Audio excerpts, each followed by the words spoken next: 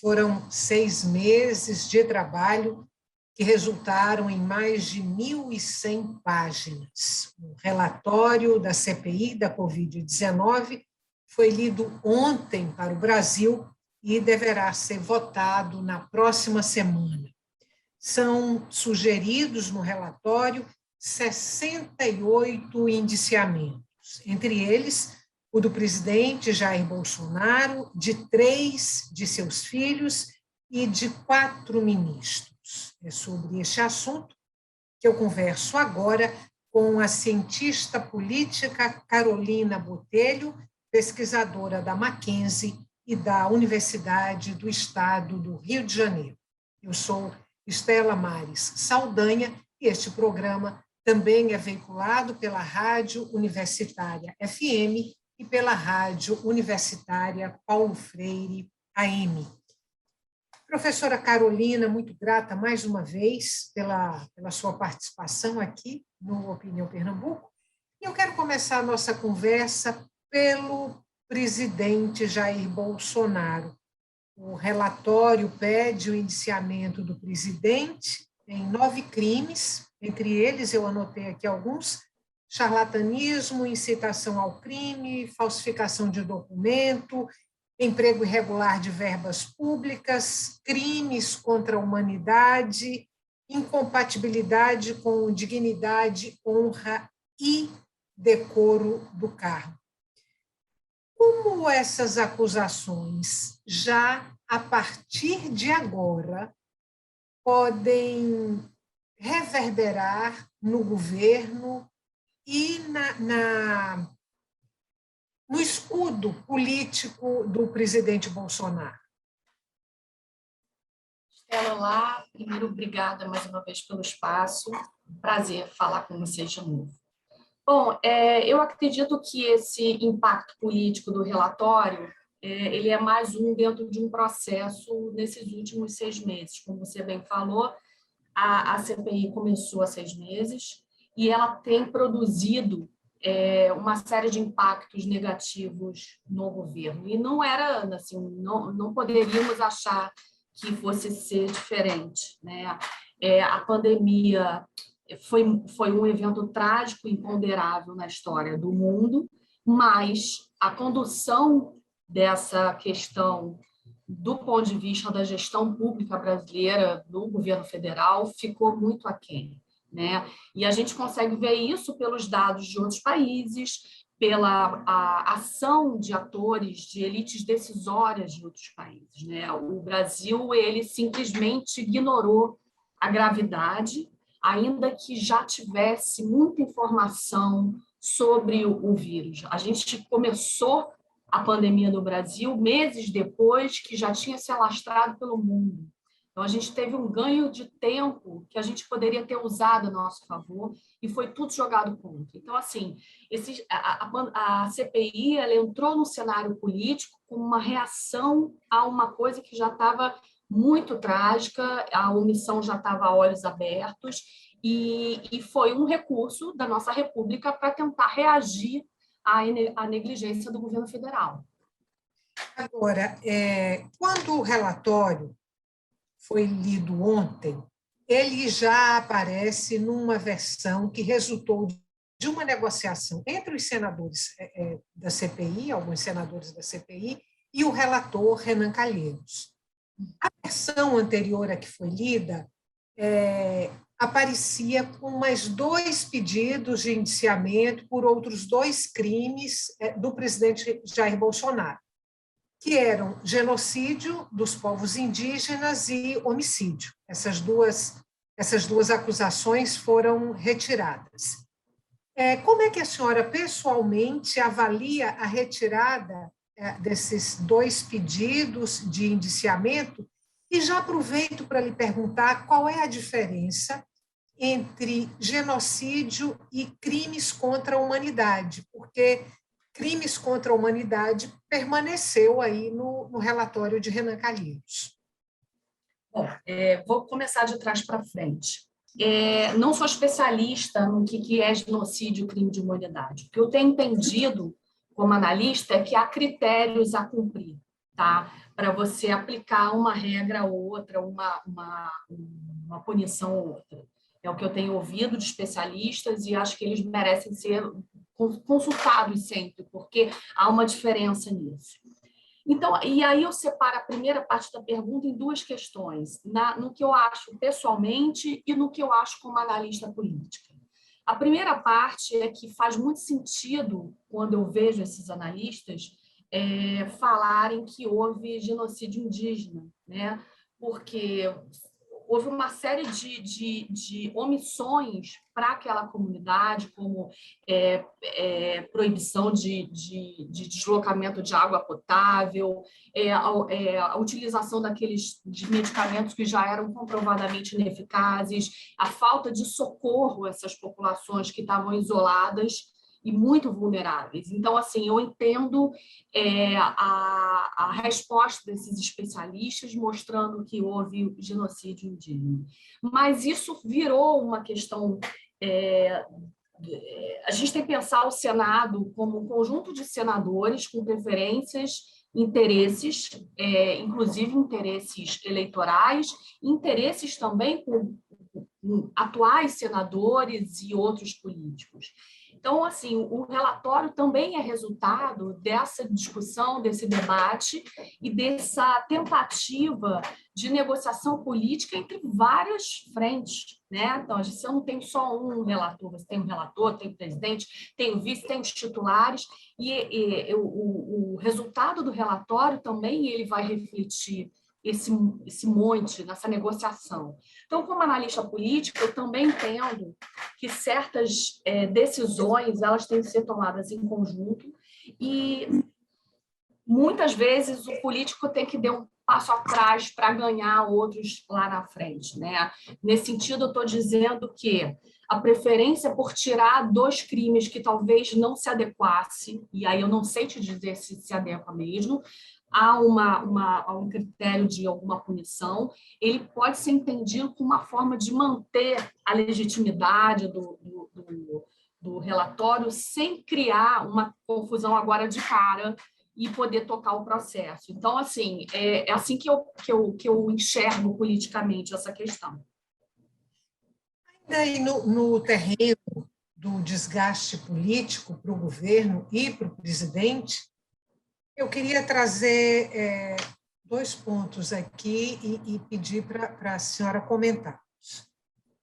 O indiciamento de 4 ministros, né, ministros que estão à frente de suas pastas no momento, o próprio ministro da Saúde, Marcelo Queiroga, Onyx Lorenzoni, da Secretaria-Geral da Presidência da República, Wagner de Campos Rosário, da Controladoria Geral da União, e Braga Neto, da Defesa. Além do indiciamento desses 4 ministros, o indiciamento de 3 dos filhos do presidente, os 3 que têm cargos políticos.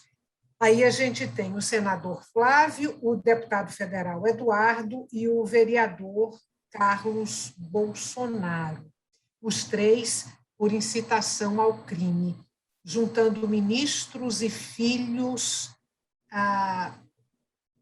Qual é o desgaste para o governo? Tremendo, mas é que eu venho repetindo, e não falo só aqui, mas já falei em algumas análises. A CPI, eu acho que deve ter sido a CPI mais fácil de ser apresentado um relatório, porque as peças, os indícios e as provas da omissão e da responsabilidade do governo estavam a olhos vistos. Então, assim, as imagens na TV, a análise dos especialistas, os recados, quer dizer, estava tudo disponível. Então, assim, o trabalho da CPI foi muito mais organizar essa biblioteca de provas e evidências, tá, que a sociedade enviou, né, que os políticos procuraram no relatório, né, foi colocar uma certa linha do tempo nessas questões. E ela mostrou de maneira assim contundente que há uma máquina e uma operação, uma organização muito bem articulada vinda do governo, né, com seus apoiadores, ministros e seus filhos, né, seus apoiadores no legislativo, quer dizer, eles não são só filhos do presidente, eles são autoridades públicas que estão comprometidas com o projeto que foi colocado para tocar a pandemia, né? Então, assim, a CPI, ela simplesmente organizou esse grande problema que estava na cara de todo mundo. Se a gente visse as imagens de Manaus, se a gente visse as imagens da população lotando os hospitais em todos os estados, sem a menor informação sobre vacinas, né? A gente está vendo que teve um problema sério. Isso não foi uma semana, 2 semanas, isso durou meses, né? Então, assim, eu acho que ela está desgastando, não pelo relatório, ela desgastou por ir mostrando no processo, ao longo de todo o processo, uma série de responsabilidades pelas quais o presidente e seu grupo de apoiadores, né, são responsáveis. Uma última pergunta para a gente fechar esse bloco. Eu falei aqui que o pedido de indiciamento dos filhos do presidente diz respeito à incitação ao crime. Leia-se aí produção e divulgação de fake news. Mas não só eles, também outros políticos ligados ao presidente da República, como as deputadas federais Bia Kicis e Carla Zambelli, empresários também ligados ao presidente. É de se esperar que esses pedidos de indiciamento possam inibir daqui por diante essa produção e divulgação de fake news, ou a senhora acha que não, que as coisas vão continuar exatamente como estão? Uma boa pergunta. E eu acho que essa sua pergunta, ela se atrela também a uma questão eleitoral de 2022, tá? Ela é importante por isso. Então, eu acho que, de certa forma, refreou em alguns momentos esses grupos que se organizaram financeiramente, né, intelectualmente, se é que a gente pode dizer assim, como organização para o enfrentamento mais do que errado da pandemia. Tá? Só que essas coisas não pararam. Tá? Essa rede de informação falsa, ela serve não só para a questão sanitária, mas ela serve para uma série de outras questões no dia a dia da política do governo Bolsonaro, né? Então, assim, se a gente for deslocar para outro eixo, tanto eleitoral quanto o econômico, do debate econômico que se coloca na agenda do governo, essas redes, elas o tempo todo trabalham em prol do governo. Então, elas estão ativas para qualquer empreitada. A sanitária foi uma dessas empreitadas, mas com uma cara muito mais trágica, porque ela culminou diretamente em mortes da população, das pessoas. Mas eu acho que isso não vai parar, eu acho que isso é um eixo importante de sustentação do governo, é um eixo importante, um instrumento pelo qual ele utiliza para manter a estratégia eleitoral e política dele. Então, eu não acho que, se ele abrir mão disso, o governo em si se esvazia, porque eu acho que ele se estrutura, na maioria das vezes, de forma especial, nessa estrutura de rede de desinformação. Professora, a gente faz agora um intervalo curtinho, volta daqui a pouco para continuar essa conversa. Você que está em casa, não saia daí. O tema de hoje do nosso programa é o relatório apresentado pela CPI da Covid-19, apresentado ontem e que deve ser votado na próxima semana. Até já.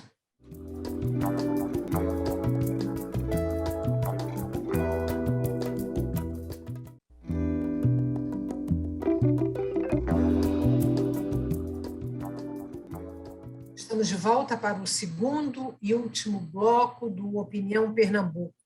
O tema de hoje do nosso programa é o relatório da CPI da Covid-19, que pede o indiciamento do presidente Jair Bolsonaro, de ministros, ex-ministros, médicos, políticos e empresários.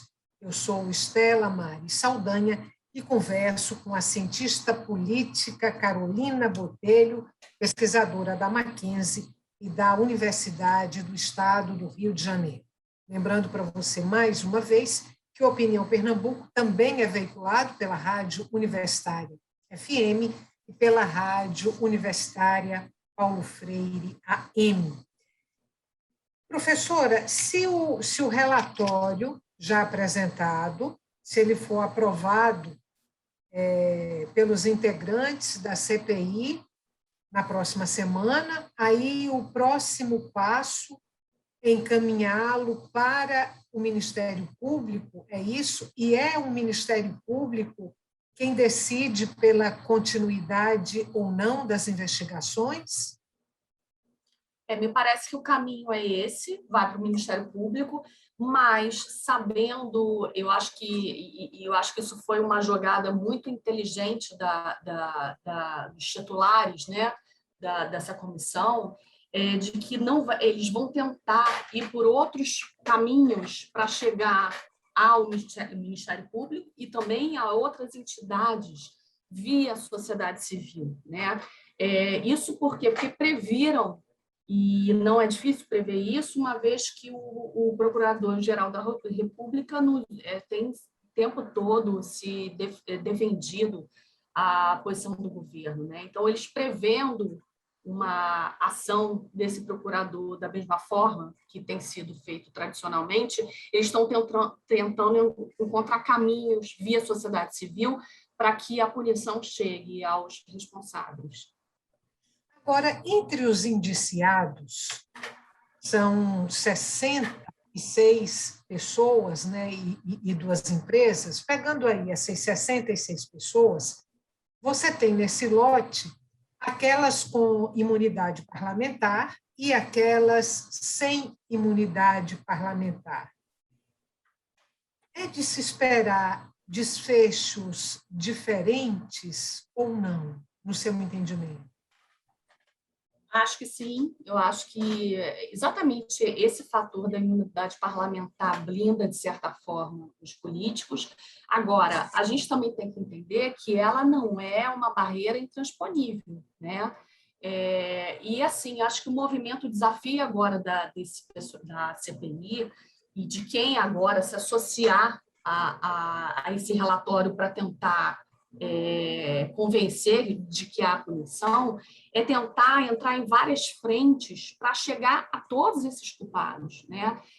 De certa forma, há condições desiguais lá. Você tem pessoas como empresários que foram citados, que pode ser um pouco mais, supostamente, mais fácil de você punir do que senadores, né? Ou políticos eleitos, deputados federais, que tem a imunidade parlamentar, mas ela não é intransponível. Então, assim, eu acho que o desafio agora é ser persistente e tentar achar os canais republicanos para chegar a cada um desses responsáveis.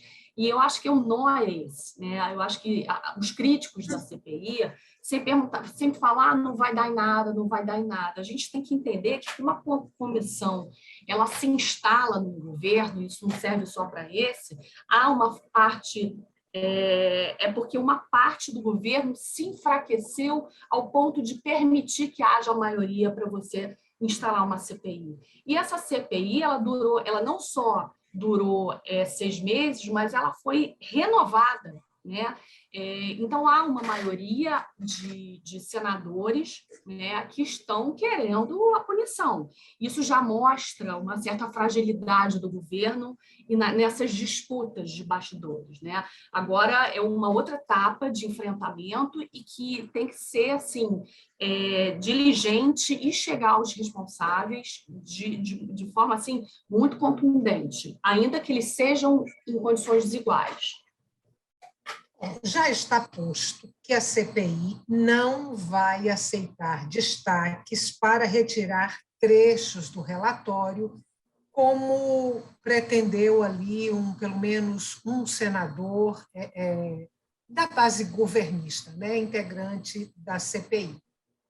O fato da CPI não aceitar esses destaques quer dizer que a CPI está blindada, O relatório está blindado, na sua opinião?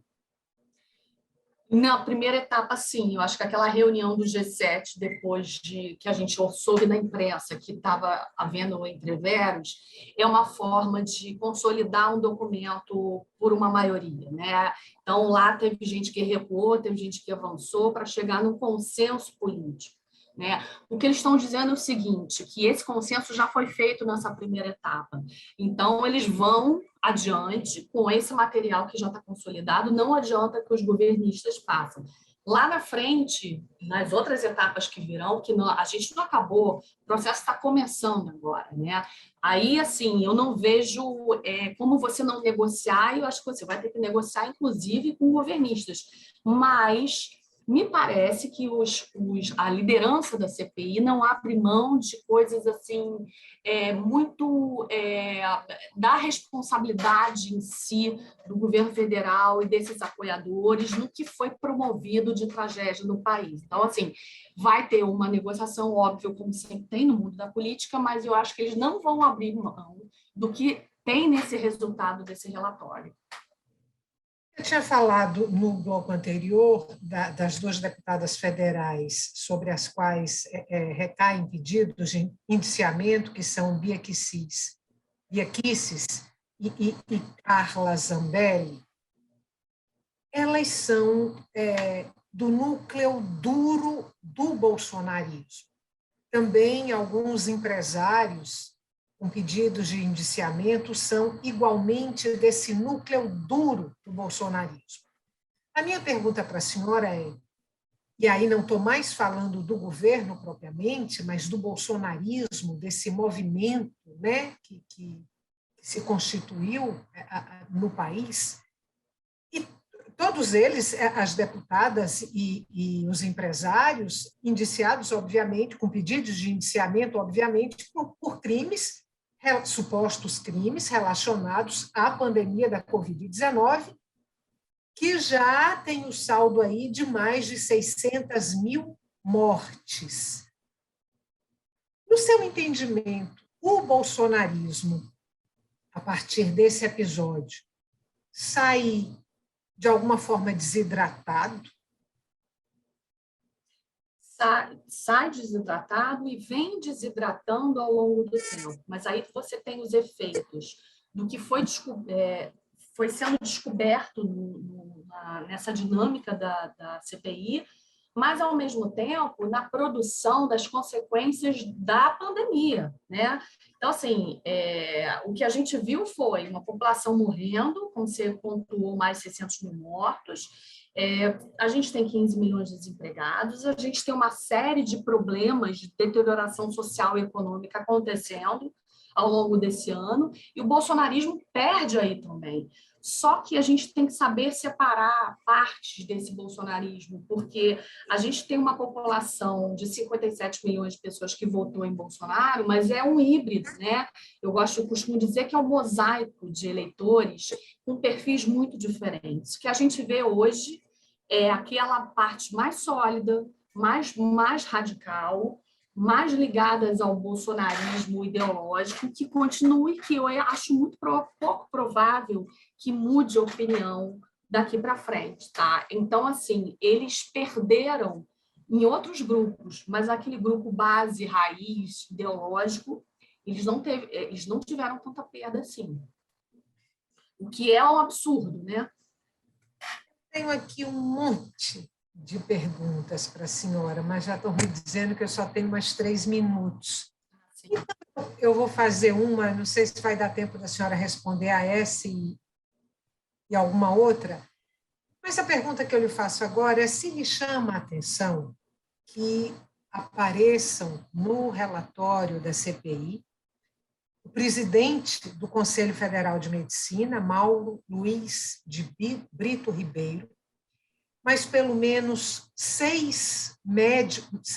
8 médicos ligados à Prevent Senior, e todos eles aí acusados de crimes que atentam contra a saúde e a vida das pessoas em algum contexto. me chama a atenção, lhe surpreende que eles estejam aí no relatório da CPI? Nem um pouco, porque isso não é uma novidade para quem acompanhou a pandemia, né? A gente viu manifestação dessas pessoas desde o início do governo Bolsonaro, mais especialmente no momento da crise sanitária, de apoio total ao governo, né? A despeito das evidências científicas, né? O que surpreende, na verdade, são pessoas como essas autoridades ligadas às questões da saúde, são médicos, né, que estão obviamente, eles estão em cargos políticos e dependem também de uma conversa e debate político, mas, antes de tudo, eles estão representando entidades médicas e eles simplesmente desconsideraram todas as evidências científicas e passaram a apoiar, mantiveram e dobraram o apoio ao governo. Isso é o mais surpreendente. Então, assim, não é surpresa que eles estejam, mas é surpresa que médicos tenham tido esse tipo de atitude. Vou arriscar mais uma pergunta, acho que vai dar tempo. No seu entendimento, por que a gente tem o atual ministro da Saúde com pedido de indiciamento, o ex-ministro da Saúde, Eduardo Pazuello, também com pedidos de indiciamento, e outras pessoas com cargos estratégicos dentro do Ministério da Saúde?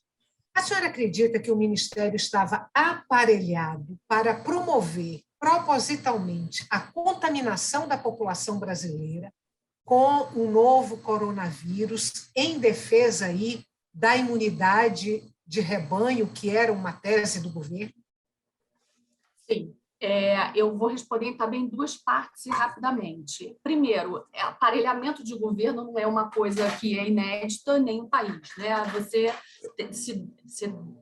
se coloca esses problemas acontecem e a gente sabe qual o grau que acontecem no Brasil. Nesse governo, especialmente, a gente viu, sim, um aparelhamento quase que fundamentalista de um órgão que tinha que ser muito técnico, né? Então, e me parece, pelas evidências, pelo relatório, com tudo que está se acompanhando na imprensa, que esse aparelhamento era no sentido de corroborar com o governo federal na tese de imunidade de rebanho.